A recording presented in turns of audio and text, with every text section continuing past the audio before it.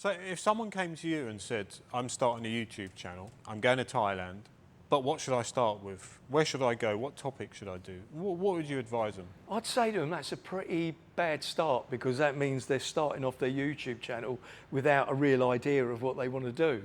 So I would say to them, really, it's got to be a subject that you're passionate about to some degree. It has to be, because if it isn't, you're going to get fed up with it. And expect it to be tough. It really, you know, like when you start off, you think you've got a brilliant idea, and you might have a brilliant idea, and you do it and you're really passionate and you think it's a fantastic video, and it just, the chances are it's going to do nothing. It's going to go nowhere. So I think you have to be able to generate your own motivation. And the only way you can really do that is if you're keen on the subject matter. So I think you've got to be thick-skinned, and I think you've just got to keep at it, and you've got to strive to improve. I think if you want to be successful, you probably have to start with something unique. You know, just come up with your own stuff. But I think the most important thing is to have your own style. And it can be about any topic in Bangkok. If you bring it in a nice way. I always say, look, the people that I watch are the people that I want to have a beer with. Right? So it's about your personality more than anything else, I think. And the topics are not that relevant. I mean, we've been here for a long time, so we know Bangkok, right? But you have to imagine somebody that just comes here, just arrives here like for a month. What are they going to do? They're going to watch what other YouTubers tell them, and then they're going to give their version. And I think, I mean, if somebody's based in Bangkok, they will find their way. You know, they will find their niche, let's say, like that. And then on the other hand, you have the travel vloggers that are just moving on.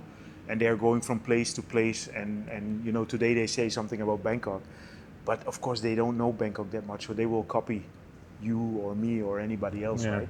So I mean, you cannot blame them. Also, you have to think about what is the objective of the person that wants to make the YouTube video. You know, do they want to make money with it, or do they just want to inform people? And if somebody really wants to make money, they have to also show the popular stuff, because that's where you can get the views. If you make something about the Grand Palace, there's a big chance that viewers are searching for the Grand Palace. But if you have a palace in the outskirts of the city, where you and I might go to, that nobody's going to search for that. So if you make a video about that, you don't get the views. If you don't get the views, you don't make the money. It's great to be in the company of a legend. I just wonder how he feels about that. Yeah, right. Shut up. Yeah, I think with YouTube, there's a lot of confusion, I think, for new, like there was for me when I was just starting, because I was looking for tips. And, you know, some people say you've got to gain momentum, try and do daily videos. And I see a lot of channels coming in, and you see them doing daily videos, it's not working. But you did that, a daily video. Yeah. How many did you get to? I think in total it was over 1,000. Every day? Yeah. Wow. But my motivation was a little bit different, because I started when the pandemic started. Oh yeah. You know, so in the first day or the first week of the pandemic, I started filming, and I wasn't editing that much. So I think the first half year was just me on a bicycle driving through Bangkok. And these videos are very easy to edit. Actually, it doesn't cost you any time. You know, I just shot the video, put music under it, and put it online. So let's say the first 200 were easy, you know. Then I started talking in the videos, and then I was. But if you look at these old videos, also they are not that good, you know, because I made maybe 200 videos where I was talking, but I wasn't even editing that. So I was saying stuff, but then it's like you know, you have a lot of this stuff inside. Until I got to a point where I thought, okay, this is not cool anymore. And that's also the moment that I stopped with doing a daily video, because it's not possible. Because if you want to have a kind of quality and you want to bring a story, you want to edit it probably, you cannot do a video a day. In my case, in the beginning, I was one of the few YouTubers here, and everybody wanted to go to Bangkok. So I was just very lucky. I'm sure if I would start now, it wouldn't work. It would take me ages, first of all, to learn the whole thing. Because I mean, you had the same thing as well, right? I mean, you just anyway. If anybody wants any advice, if you want to do YouTube, just start. You have to start somewhere. And if you watch your videos from 2-3 years ago, you will be like, oh my God, some of them, yeah. Yeah, you know, it's like it's either shaky or the quality, or, you know. But the thing is, like, you evolve, like with everything you do in life, and yeah, that's the thing. You need to do it, and then just try to evolve, and then go with the flow in that way. And if you start now, I think it's very difficult because everything's already done. When I first started my Keis One channel, when I was living in Korea, I'd upload a video and they'd get like 20 views, 30 views. And then I was like, some would get like over 100 or whatever. And I was like, this is failing. Not realizing that this is the path. So I think, you know, it's really daunting at the beginning. You know, you think about algorithms and, you know, if the algorithm would share me more, I'd be more successful. But it's a rite of passage, and, you know, there's a path and it's slow, and you need to push through and persevere. It's not easy. It's not as easy as it looks. I had to dive in when I moved here to Thailand, had to dive in and be a full-time YouTuber. But then to do that, you're living off savings, and eventually that savings amount is going to run out. So there is a goal and a finish line in terms of I'm going to run out of money if I don't get it done by this time. Yeah, yeah. Now, I remember meeting you just after you'd started your channel, and we met around the corner at Soy Rambutree. Yeah. And I was trying to think of something to say to the camera, and you walked along, and our eyes met, and we had a chat.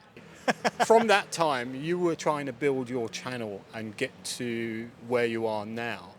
What was your strategy? Did you do daily videos? In the beginning, when we met, I did not know what I was doing. I still don't know exactly what I'm doing, but I think I learned along the way, learning from other YouTubers and learning and watching other channels. Just a little bit, you want to create your own style. Being consistent is key. You hear that all over. If you start Googling how to make a YouTube channel, you have to be consistent. You have to stick with one topic.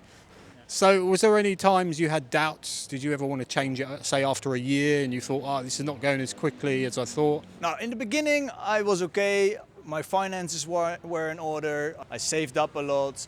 And then at some stage, it started being like, I'm gonna have to upload because otherwise I'm running out of money. So that was a big challenge. And some people, they don't realize how long it's taking to get YouTube to pay you enough. So do you think it's fair to say that a lot of YouTubers, at least half of them who come here, they have this idea that they can do a bit of YouTube and make some money to travel?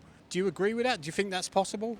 I reckon it's possible, Pat, but the chances are quite slim, especially nowadays. There are a lot of people doing the same thing. When I make travel vlogs, most of the time it looks like it's so easy, but there's a lot of hours. I worked, especially in the beginning, 70, 80 hours a week. I'm talking about traveling, content creating, making thumbnails, subtitles. I'm making the videos, I'm editing, learning how to edit, new implements on Premiere Pro or Hit Film Express. Yeah, it's a lot more than just filming and traveling. Yeah, the downside of YouTube is you work very hard on a video. Sometimes it takes 3 or 4 days to create a video, and then you publish it and it flops and you only get 2,000 views in the first week. I would say that would make a lot of YouTubers starting out, that would make them lose heart. Like you put a video out you're really happy with, and then YouTube just throws you under the bus. Yeah. So this is why also consistency is key. You're gonna have to keep on going. And after, let's say, 100 videos, if you do not have more than 1,500 subscribers, then you either way should stop or you have to change something. You need to be a character a little bit. You need to be extroverted. Extroverted? You need to be an extrovert. Yeah, you need to be an extrovert. I think it's easy for us to say, you know, do a topic that you really love because that's what our channels have become. But if you're new, you're torn between, you know, wanting to play it safe with familiar themes and places because of the potential audience, the general public. But if you're going to compete with the mainstream topics, you've got to be quite good at it, I think. Well, yeah, you've got to be quite good at it, and also you end up in that situation where you can end up as a follower rather than a leader. You know, you kind of like, I've always tried to be stubborn about it, and this is what I want to do. So I'm kind of like, well, I know if I do a video in Chilean Ratanagosin National Park, nobody has ever, in the history of mankind, has ever typed that out in English. You know, so you know the searchability is very low. But then if you want to get the clicks, you're following, right? You look at what's trending. And as soon as you do that, you're following. So it is, yeah, you know, I don't know what to say to people like that. Yeah, sure, you know, like if you want to get the clicks, you might find yourself doing videos about my Thai girl ripped me off.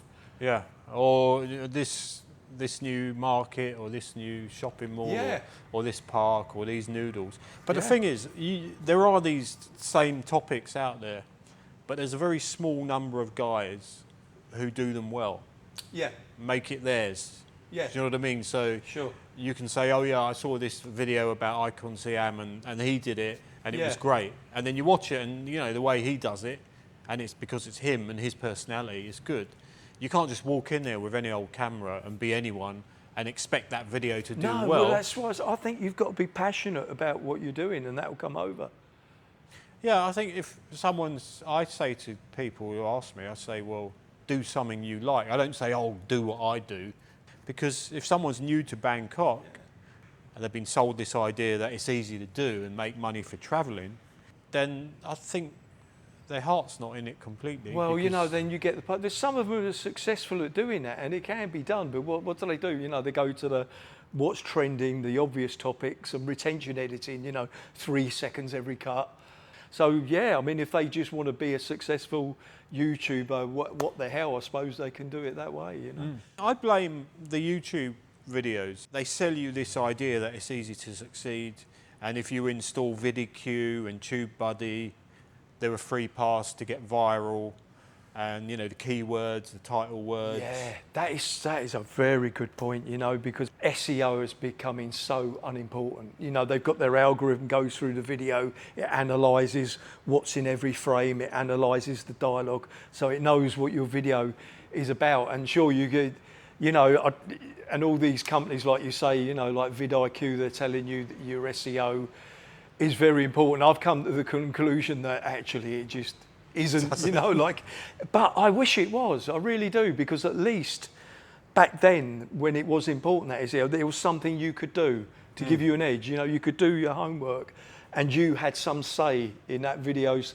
success, you know. But I think it is like now, it is really, well, no, you can make good content, and when people watch it, it's up to you to keep people hooked and maybe get them coming back. But so much of it is out of your control, or should I say, there are ways that you used to be able to influence it that you can't anymore. They tell you stuff like, you know, the 1-minute rule. You make sure you tell them to subscribe and smash the notification bell. The thumbnail thing with the shock face. They tell you to do that. These tutorials, they go through all these steps, and then they leave it to the very end, and then they say, at the end, they say, oh, by the way, make good content. Make engaging content. Yeah. I think, oh, that's what it is. That's what you've got to do to succeed, is to make the content. But you only told me at the end. And see, like, we've got quite creative channels, you know, and like, we've got ideas. We want to go, you want to show people the history of Bangkok. I want to show people unusual places. So we've got an idea. You've also got other kinds of YouTubers. You know, you've got what I call the soap opera YouTubers, where what they do is show their everyday life. And it's very effective, because it literally works like a soap opera does in keeping people sucked in, because they want to tune in and see, oh, what happened, you know, like they took the dog to the vets and they had a problem. I hope the dog's okay. And, you know, and that is actually a very successful plan. You know, I'm not saying it's not without its downsides. I've never fancied it. You know, I've always preferred to keep my private life separate from YouTube. But, you know, there's also a lot of very successful YouTube channels who do exactly that. Yeah, it's Yeah, true. it's their story, and people just tune in every week to follow up on the story, you know. I can't make a video if I don't believe in what I'm doing.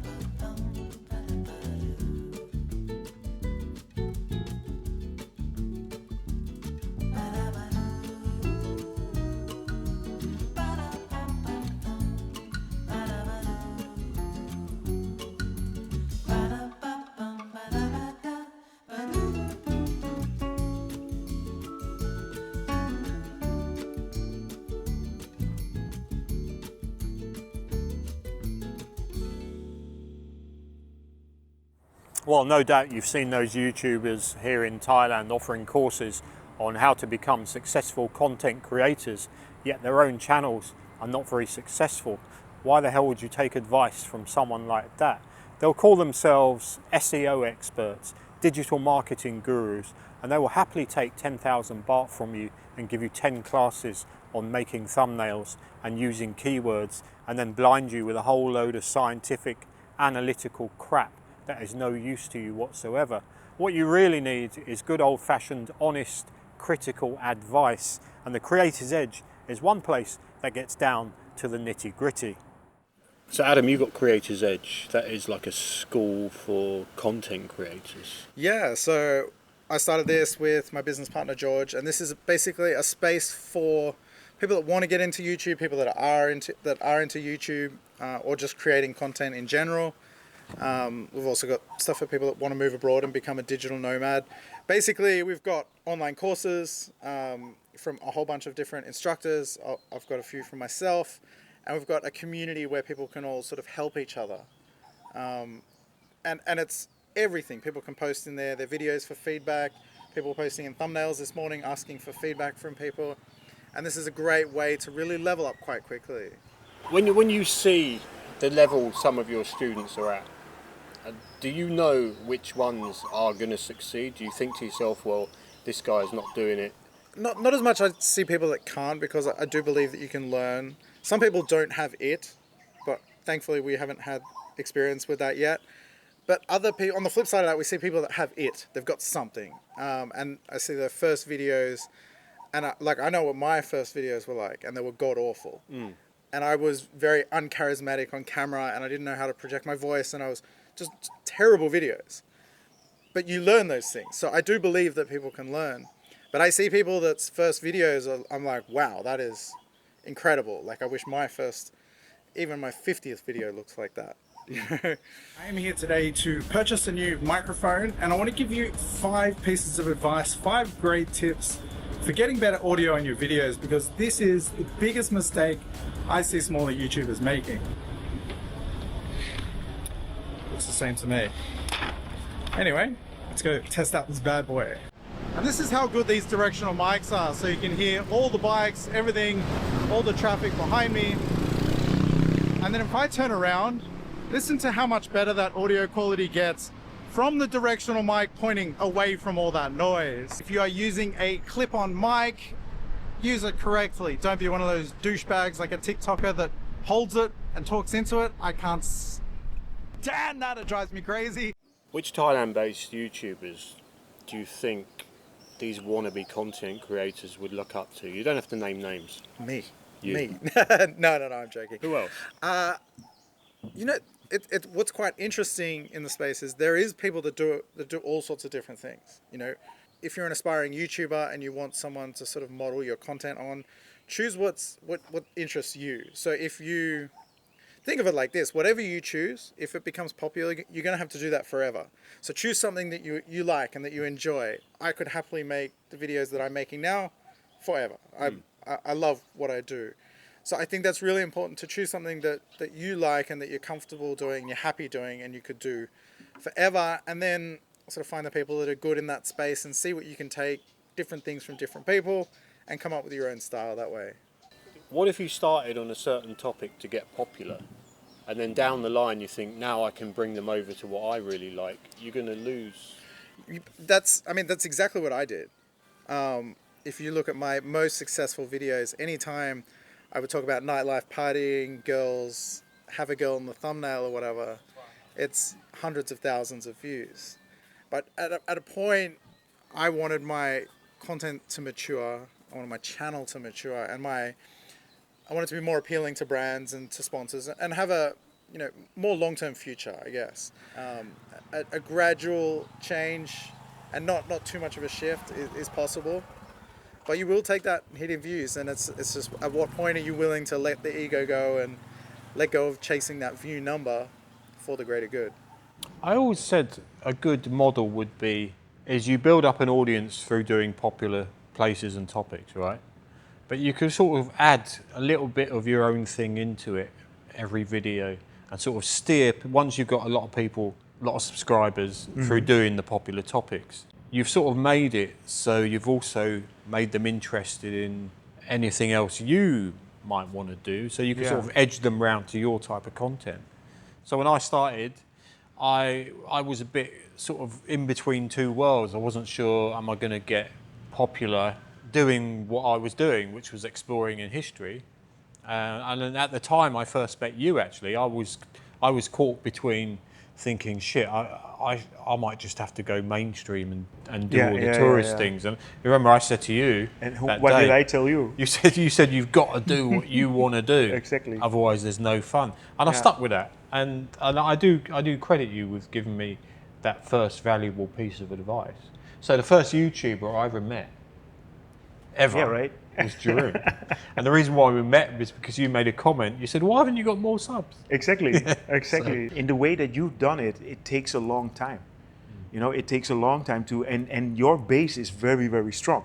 You know, because people always look at the amount of subscribers that you have, but that doesn't mean that much. But you have a very strong base of people that really follow you. And I can see that any video you basically make gets over 20,000 views.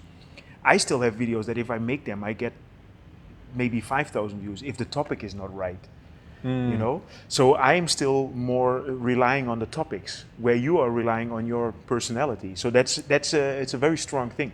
It'll always be a niche. You know, I might struggle to get 100,000 subscribers, because if you think of the numbers, you know, people who are mostly expats or foreigners, people who know Bangkok well, people who might be interested in history. People that want to have that extra step, what you bring. Yeah. Right. So the numbers get smaller of that pool of people. Yes. So really, I'll always be growing. And it's like you, every new place you go on your bike or you go and explore, do a video. Like I've seen you go up to like Klong Lad Prao. Yeah. I mean, who would ever think of going up there? I haven't even been up there. So. Yeah. So yeah, that kind of thing's exciting. But for example, that's a very good example, because even if I go to Klong Lad Prao, I have to make a kind of story to make it interesting. I cannot just show Klong Lad Prao. If I make a video that says Klong Lad Prao, cool bike ride, nobody's going to watch it. So I have to come up with something like, hey, there's going to be a ferry boat coming through here in the future or whatever. So you always have to, and this is to get back to your first question about people that if you want to start, that's what people who start, they have to come up with popular themes, because otherwise nobody's going to watch it. You know, and then you have maybe the coolest channel with the coolest content, but if nobody watches it, then that's very frustrating. You know that. I mean, we've all been there, right? You make a really cool video and you think, like, I have many videos where I think like, okay, this is so nice, and I'm showing something really different, and then the video comes out and nobody watches it, and it's like, oh shit, you know. And then the next day you come up with a simple video, like for example, in my case, the rain videos, right? I always, when it's heavy rain, I go out and I film them, and these videos always do well, but they are very simple. You know, I just put my camera on under the umbrella, but they get a lot of views, and I don't have to do anything for it. I don't have to spend too much time in editing, because editing is the biggest problem. Filming is not an issue. I mean, you can just take your camera out, and if in my style, I can film a 10-minute video in 10 minutes, you know, because I speak live, I don't edit, I don't do voiceovers. So the style that I work, a 10-minute video is just a 10-minute video. And if you can just upload it and edit a half an hour, then it's not that much work, right? I remember the first video that exploded, that was really cool. That was I actually made 3 videos in one day. I got on my bicycle and I drove to Keis One, and from Keis One I drove all the way up north to the Parliament building. Oh yeah. And then from the Parliament building I drove to the new Bangsu station that they were building then. And at the Parliament building I didn't know, the Bangsu station I hadn't seen, and I filmed 3 videos about that. And the one from Bangsu, that one got like 100,000 views or something. And that was the video that brought me from a few hundred subscribers to the threshold of 1,000. And with 1,000 subscribers, you need to get monetized, right? Oh yeah, 1,000 subs. Because that was like one of these things. And I mean, just to go through that journey and get your first like viral video, I mean, that was just awesome. You know, that kept me going. If you look online, the videos that really, really get a lot, they are mostly like long videos, like a top 10 of Bangkok of an hour. Yeah. These are the ones that get the most views.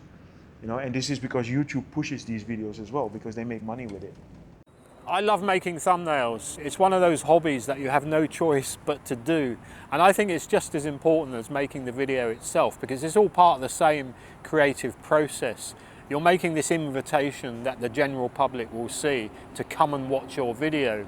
And it shouldn't be just an afterthought, like 30 minutes before you upload the video, you think, oh, I'll just knock together a quick thumbnail. I often spend hours making thumbnails. I love the whole process of finding pictures, making collages, all that kind of thing. And I'll send them to a few people first and say, oh, what do you think about this? And they'll tell me honestly whether it's shit or whether it's attractive. Now, one of my pet hates is those cheap looking AI generated thumbnails. To me, they stink of laziness and shortcuts. There are a few AI programs that can generate thumbnails for you, but I couldn't use them because they didn't convey the emotion or the context or the mood that I was looking for. So I'll always continue to make my own thumbnails. I'm up all night sometimes.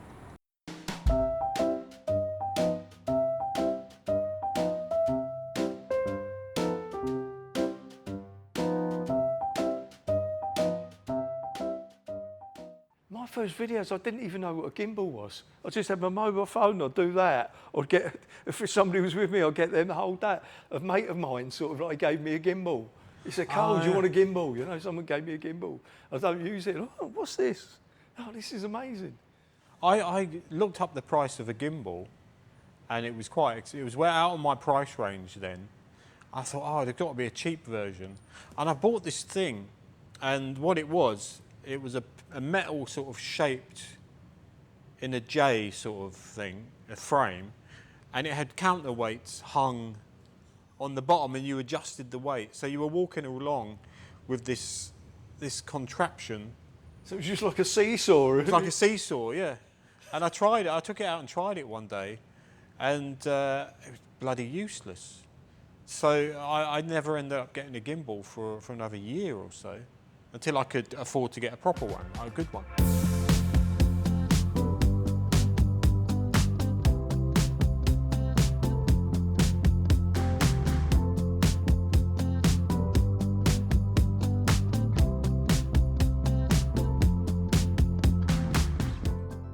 You see loads of these videos on YouTube telling people the best free software. There's no such thing, surely. There's always going to be limitations on the free versions. Yeah, I'm assuming so. When I don't know if I should admit this, when I first started, I just downloaded a cracked version of the software that I used. There's ways to get free software, but look, they're great to start. I think CapCut had a really great free version for a while, and I played with that, and its capabilities were really good. I think there's limitations in what you can export and stuff like that, but if you're just playing around and you want to get good, then you can start with those. But yeah, you do need to pay. Some of them are subscription, you pay per month. Others you just buy outright. Onto the topic of music, you just mentioned music. That's another thing. I mean, it's worth subscribing, not using. A lot of free music is pretty bad. Yeah, music's something I take really seriously. It really shapes the video. If you have a good understanding of music, which I would like to think I do, finding music is by far the most painful part of my entire process. I have thousands of songs saved that I'll accumulate. I put a night to it. Like, I'll just grab a few beers and I'll just sit down and I'll just listen to music all night, download stuff I like, categorize it into the feelings that I get from it. Will this be good at the start of a video? Is this sad? Is this happy? Is this, building tension? What am I getting from the music? So music's a tough one, and I think it's a lot of people don't use music, and I'm sort of somewhat envious of that. But for me, the music adds so much to the story, and it's a really important element of my videos. My latest video, I had 4 tracks for this 40-second clip along the canal when I'm showing old clips on top of it, and a whole night just to get that one track. It's the most painful thing when you have a sound or a feeling in mind that you're looking for and you just can't find it. And then what I do as well is, if I've got a song I really have to use, and it's going over a 1-minute clip, the song might be 4 minutes, I will cut the song down. Oh, I do that too, yeah. So it ends at the end of the clip. I cut my songs up quite a lot. And this comes down to if you have that understanding of music and how to cut music up, you can do so much more with that. You know, having like drops at the right time, and you know, your music building to a point and pulling it away, you know, to go into voiceover when it's quieter and stuff like that. I love that side of editing. That's really fun. I've got a habit of now doing it for every clip. I want the song to end with a Yeah, I with a know cut, that. and then Sometimes you just need to let go, right? You just have to, let it fade out. Yeah. I know. There must have been some timeless moments, some memorable sort of milestones. 10,000 was one, but more it was when I started doing daily videos when I was monetized, just to earn. I needed that money. No video, no money. Video every day, money every day. But just seeing how quickly that jumped up, you know, the first month was hardly anything. Then the second month was, all of a sudden it was okay. And then within 3 months, I was making like $2,000 a month. And I'm like, oh shit, like no, I'm making a living from this now. Like I'm making more than I'd ever hoped. If you were doing a greatest hits of videos, which would be your top 3? So I have different opinions because the ones I love and the ones the audience love are the complete opposite. Unfortunately, or fortunately, however you look at it, if it was the greatest hits of videos for an audience, it's going to be like scam videos or Songkran or, you know, something where there's a half-naked girl in the thumbnail. But if it's for me, the most memorable ones, like I spent time in Klong Toi. I went down to Klong Toi to shoot a video and I didn't know going in, like, am I going to get robbed? This was early, like not many people had made Klong Toi videos, and the ones that were there didn't really give any information. I didn't know, like, am I going into this dangerous place? Am I going to come out with my camera and everything? I may not have even taken my wallet. I was like, you know, being super careful. And I just met these amazing people and drank with them, and they invited me back, and I now get invited to birthday parties and everything down there now. So, and I've made, like, you know, lifelong friends. So these are the ones that are most memorable for me, but those videos probably only got a couple thousand views. Comments are tough, but so I came in with the mindset knowing I was going to get hate comments, and they've never really bothered me. By the time I'm halfway through the first line, if I don't like what's in that first bit, I don't read the whole comment, I just block. And I don't care if they never come back. Like, you know, you lose subscribers, whatever. Like, I want to point out, I really do not care. And I think it's important for your well-being as a creator to not get too caught up in that, because it does take a toll on people. Sometimes you miss with a video and you put out a video that's no good, and the comments will tell you that. Any kind of condescending or rude comment is where I get stuck with. There's one that seems to, I hear more and more lately, I thought you were better than that. That's an instant block for me. Oh. I thought more of you. I thought you were better than that. You're out. I hate that. With you being the type of character you are, what kind of comments do you get that you have to sort of think, well, I don't want to approve this comment? Do you get any shit?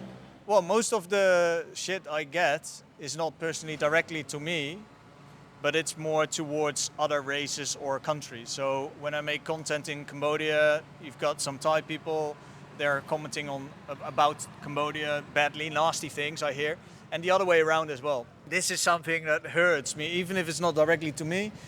I think it's disgusting sometimes what people say online. What have you learned in the last, can I ask you that? 5 years. In the last 5 years of YouTube? What's the biggest lesson we can learn A from lot. you? You continue evolving and getting, you know, improving. And my first 10 videos, I think I've taken them down, apart from the very first one. Okay. Because I look back and I'm just making such fundamental mistakes. Or the classic one is the camera's shaking. Oh yeah. And back then, you don't notice that because you're not very good at it. But then you watch it years later and you see how much the camera was shaking, and you think, shit, I let that be published? Today's ghost story is all about a robber who fell into this canal. If you're seeking a thrill, then I guarantee Lumpini Park is not the place for you. One thing that keeps me lying awake in bed at night, sweating, is where do you chill out in La Trout? This is our 1 baht wisdom worth of knowledge on YouTube. You're paying drinks, right, later on? Or? Definitely, mate. Okay. Yeah, definitely. They're all on Carl. And Jeroen's in this video as well. Okay, there you go. So there we you all meet afterwards, right? Yeah, they're just waiting around the corner. Well, Chai, thanks for appearing on One BAHT Wisdom. Thank you for having me. Appreciate everything you've contributed. I'll see you soon, of course. For sure. You're going to be around for a while. And congratulations on becoming a dad. Thank you so much. Soon. Very excited about this. Thank you, Pat. Yeah. Thanks for having me, and I hope I could share a little bit of Chai's wisdom on this podcast.